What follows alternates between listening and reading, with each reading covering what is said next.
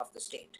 The state has to recognize that it cannot gallop ahead of the people. It cannot fall behind the people either. It has to take the people along. It has to listen to the people. There has to be a legitimate and a genuine conversation between the state authorities and the people of Pakistan. Pakistan was not born as a dictatorial state where the people just bow their heads and take orders from some power center. That is not in the DNA of Pakistan. You can try and do that for a short period of time, 7-8 years maybe, but ultimately things fall apart because the people have an indomitable spirit to speak and to be heard. So that will happen inevitably. So any attempt to stifle the people's voice and to move on larger geopolitical issues, I think, is doomed to end in tragedy and failure. So that is the answer to the first part of your question. And I think it really ties in with the larger question. Our institutions are often borrowed from other lands, whether it's the Westminster model, whether it is the idea of the due process of law. Unless all of these institutional ideas are actualized through the involvement of the people, unless there is respect for the people, all of these institutions ultimately become weapons with which the people are persecuted.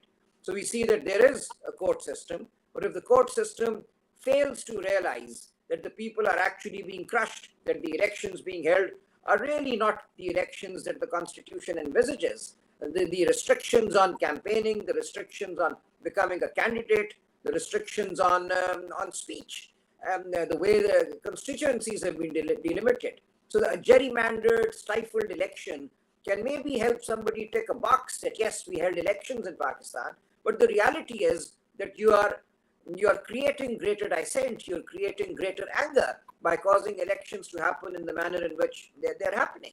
Some of us are still fighting on, some of us are still going out every day, but there is suspense in the air every single day. There is a threat looming over each one of us every single day. When am I going to be arrested? When are the people who accompany me to these rallies going to be arrested? Are their homes going to be broken into?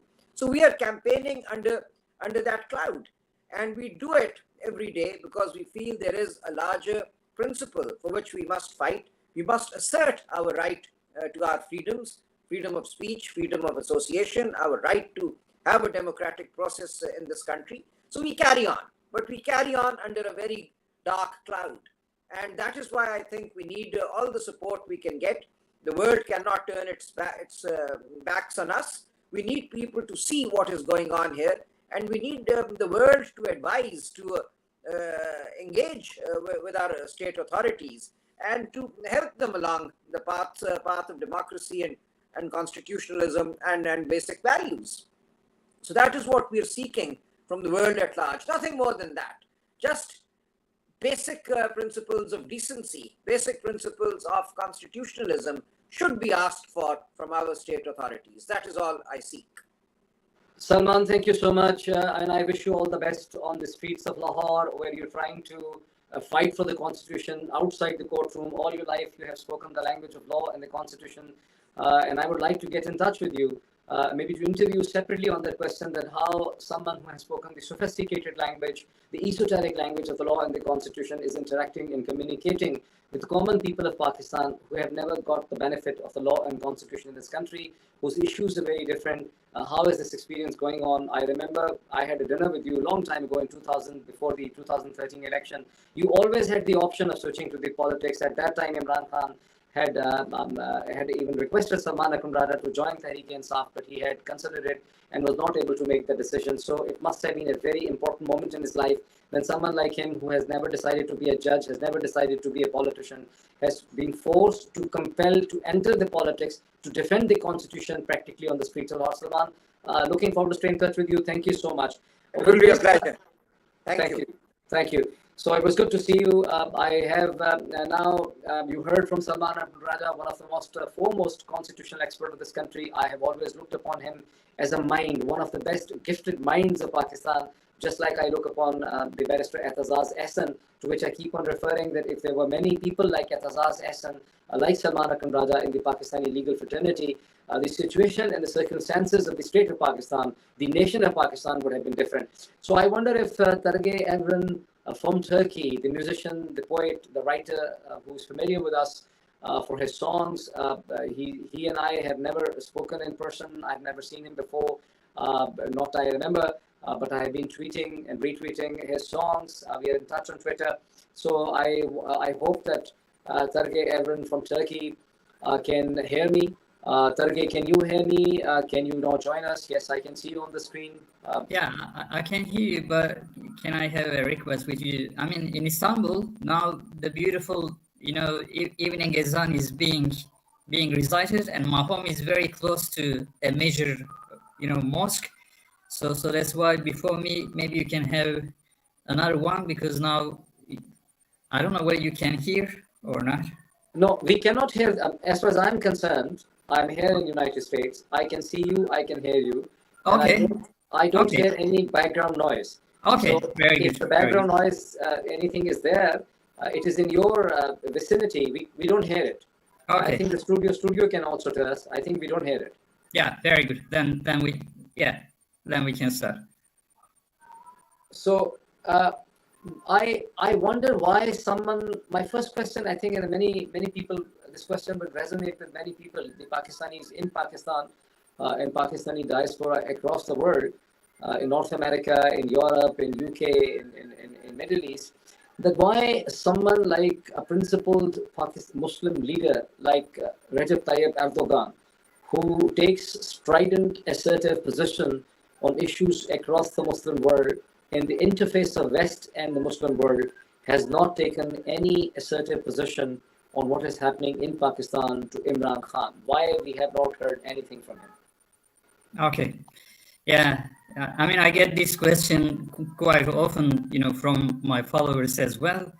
So, I mean, one thing that I can say, if you remember, when Mohammed Morsi was ousted from the power in Egypt, so that time Erdogan showed a very strong reaction, and that reaction also led to the, severing the connection between Egypt and Turkey. And later on, of course, Turkey also started having some problems, because normally, the people in Egypt and the people living in Turkey are really kind of good friends, and they love each other much. There is also, a lot of connections like trade or some other things. And then, after that, Sisi came to the power, and for many years, like Erdogan would reject to talk to him, even when they came together, in some summits. So Erdogan would prefer like not to talk to him. But then we saw that, Egypt was unfortunately kind of being used by some other countries against Turkey, like Greece or Israel. They started coming closer to Egypt. And in Turkey, of course, President Erdogan, got a lot of criticisms, because like in Turkey, we've got also sometimes a kind of polarization. So we've got a very strong, secular, community, in Turkey, and we've got also conservative people. So there are already some concerns, about President Erdogan. And actually, in the past, when he was a mayor, he was put in jail because he recited a poem. And, we got kind of some military coups, and some of them were direct and some of them were indirect. So in 1997, we had a military coup, which was called kind of postmodern military coup. So it was not a direct military coup, but that time Erdogan was the mayor, and he couldn't complete even, his rule in the municipality, and then he was put in jail. So in Turkey, there are already lots of problems. And of course, when it comes to Pakistan is a kind of major ally for Turkey. So, I mean, Turkey never wants to lose Pakistan like, Egypt or some other countries.